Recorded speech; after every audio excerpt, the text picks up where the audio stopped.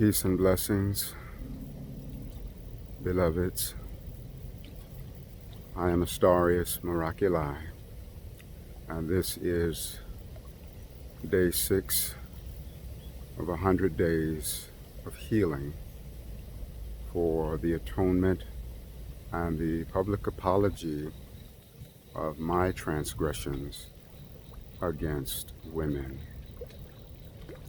Before I go into any full apologies, it's important that I take you through my entire sexual history. If I am to ever be completely free and whole and healed, I must clear all of this. I've had some things beginning to surface in my mind that had been pushed down, and I feel that it's the true light within me that is pushing to the surface what I'm about to share with you. So I want to start with the very first time that I ever felt sexual energy. It was age 4. I was staging a battle with my toy soldiers, and in my bedroom I was laying on my stomach, and just staging this war, type of thing. And, one platoon of soldiers on one side and one on the other side. And there was a point at which I grabbed a hold of the bedpost, and I pulled myself across the floor to, position myself differently in the room. And upon pulling myself across the floor, my lingam was dragging, upon the floor, and I felt an energy that I'd never felt before. So it was like I guess you could call it a spontaneous, unconscious masturbation, but without really knowing, it was just the energy. There it was. And then after that, I said, oh, I can experience this something by dragging myself around. Oh my God. It was so crazy that, after that, I was just dragging myself all over the place. But that was the first discovery of the sexual energy. I felt that energy in my body really, really strongly. 4 years old, 5 years old, 6 years old. It was always there. There was no one to really help me understand what it was that was going on in my own body. At age 11 is when I had my first full-on sexual experience, with a girl. She's about the same age as me. She was a lot more experienced than me, and so basically,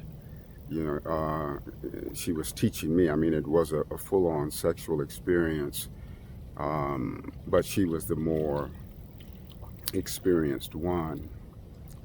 And so that was the very first, experience. And then also at age 11, then I experienced being sexually abused by a male cousin that was probably 17 or something of that nature. And so then that happened. I was sexually active, through my teenage years, and then the most sexually active in my 20s. That's where I can really now see the sexual addiction really, really playing out. And what seemed to be a theme is I was always encountering, women that were as sexually addicted as I was. And even though that was not the terminology that I was using at that particular time, but it was just a lot. I got married about mid-20s or so, and this kind of behavior was still going on. I was not, monogamous. I was not faithful, and the marriage, went for 11 years, and at the very culmination of it, we both came clean with each other. Neither of us had been faithful, but when we came clean and laid out what we had did, my list was far longer than hers. And so that was that. And then I start feeling like I wanted to experience monogamy. I'd never experienced it before, and it was an experience that I really wanted. And I remember sharing that with someone, and they really laughed in my face because they didn't feel that that was in any way achievable, for me. There was no way that I could, achieve monogamy, with the being, that I was. But I did, in fact, for 10 years, I was monogamous. And in that second marriage, married for 15 years, and the 10 years of monogamy was there. And then the last 5 years, there was a renegotiation of the monogamy because we weren't really connected, and it began to feel like it was a false promise. So I didn't break any agreements, but we sat down and, I made the gesture to renegotiate the monogamy. And so even though we, stayed together another 5 years, it was like an in-house. I had my room, she had her room, and it was like that. However, there were still these hugs going on, and let me just be more specific. I told you that I did some inappropriate, hugging, and so what that happened to be is well, first of all, I had this thing that would always happen, maybe 65-70% of the time, that I would attract women to me, women clients, to come and get a reading, and there would be this huge sexual attraction, between us. And of course, that's no excuse for, being inappropriate with the energy, but that was what was happening. So let's say I did a reading, and then, at the end of the reading, we shared a hug, and then all of that energy was there. And so we just became swallowed up in the energy, and, more often than not, we were both just right there in that energy together. And then after the fact, shame would come in, shame with me, shame with her. And, the woman would go through things sometimes like, how could I have allowed myself to find enjoyment or pleasure in that? And then, of course, I'm the one that really bears the greater measure of responsibility because they came to me, for a reading.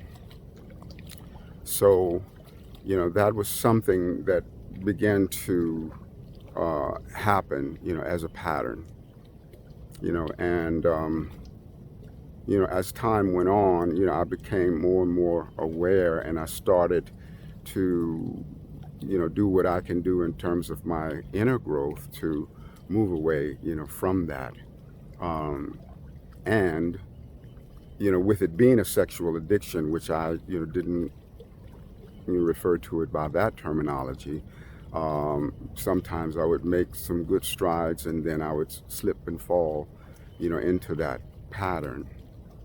So that was the issue, with regards to that. And also in the course of this whole time, there were many, many times that I would use my powers of seduction. I would seduce women, and they would be seduced and then aroused, and then in that arousal, would then, come into, a readiness to be sexual with me. But it was as a result of the seduction, and I take responsibility for the seduction, because seduction is inappropriate.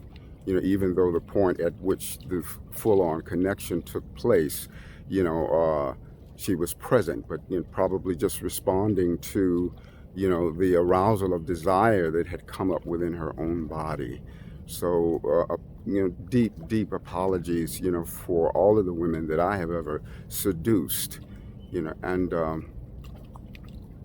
I pray the healing for you, and to know that I sincerely apologize for that, and for my unconsciousness in presencing with you.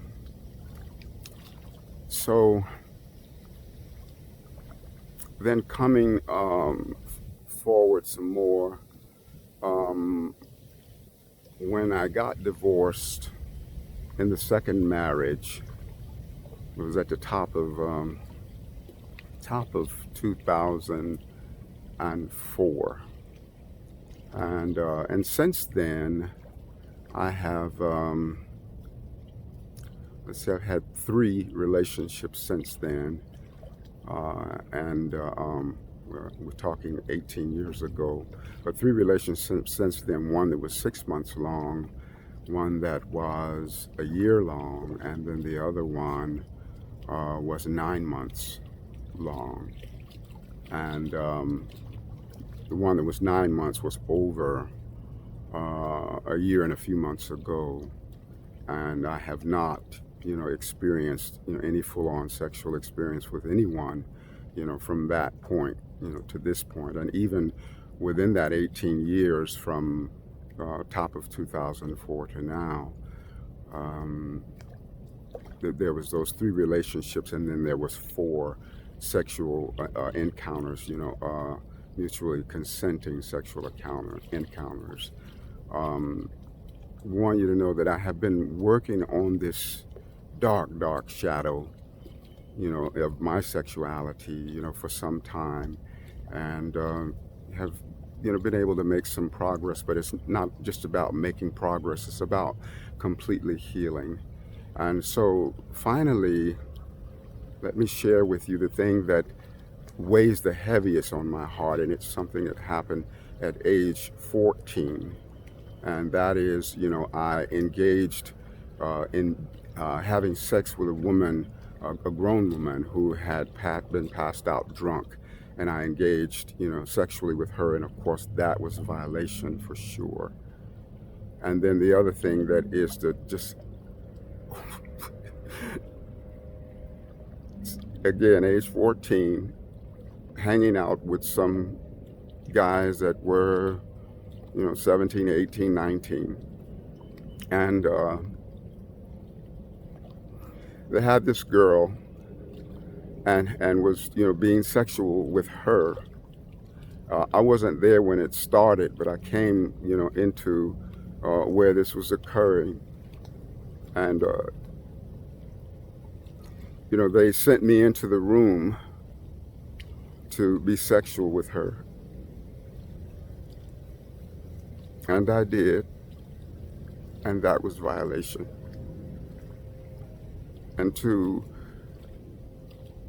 those women, I say, I am so sorry for that. That's the most horrible thing that I can remember. And it happened with me as a child.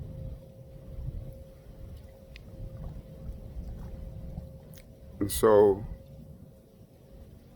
I wanted to really lay these things out, because as I do these 100 days of healing and atonement, that I can do so with a really, really clean heart. And I don't know consequences and things of that nature. I mean, I'm aware, the magnitude of consequences, that can be. But more important than anything, for me, is to own this darkness and to let it pass up out of me. And so that's what I have for you today. And oh, dear women, every single woman that I've ever encountered that I've been inappropriate with or hurt or harmed, crossed your boundary, I apologize so deeply for that.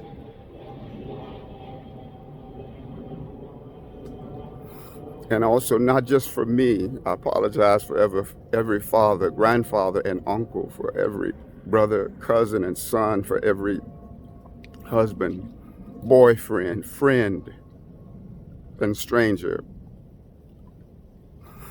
Please forgive us. And my brothers, I pray that what it is that I am doing can be as a healing and a wake-up call for you as well, because I know that there are many men that are experiencing and have experienced some of the very same things that I have laid out. And it's really time for us to own it and to heal it and to offer sincere healing to all of the women. And I also invite all of us men to come into alignment with who we are as feeling beings, because so much of the treachery has been tied into the masculine being disconnected from feelings. And I was blessed to begin to connect with my feelings again, many years ago, and it helped me to really tap into a greater vulnerability, a greater reality of selfhood, because I believe that the root of our being is in our feelings, even though we live in a society that teaches us to make the intellect king and queen, and so there's that disconnect from the feelings. I remember when I awakened to begin to honor my feelings to a greater extent, and that was back in 1985 actually. And there's something I wrote called From Stinking Thinking to Revealing Feeling. I said the things I know by what I think are partly good and they partly stink. Not a bad start, but partly sealed. Truth of the head is half revealed. What was the bid when I was a little kid? If I want to be smart, then learn it by heart. What a dread when I learned it by head, for in all my learning I woke up dead. How can my truth be alive and real unless it's truth that I can feel? Down the highway of ignorance and strife, mere thinking was at the wheel of my life. Intellect was wheeling and dealing, but now I'm chauffeured by my feeling. I don't mind showing what's inside. We are all one, why should I hide? When I do, from me I steal, for I can't heal what I won't reveal. And I can't heal what I'm unwilling to feel. So life, mother of all good things, thanks for the wisdom feeling brings. And feeling there is nothing new except that which I always knew. From stinking thinking to revealing feeling, let's all open up and have a healing. And so, beloved women, I know in truth that half of who I am is you. And I know that when I apologize to you, I'm also apologizing to that facet of my own being that I have violated. Because violating you was violating me. And I pray that I have the opportunity to live up to the shining example of a man that I know I can now do. I love you so much. And there's more information you can find in the other videos, so be sure, because this is day 6.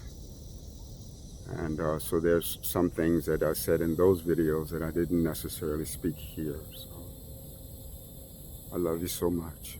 I thank you.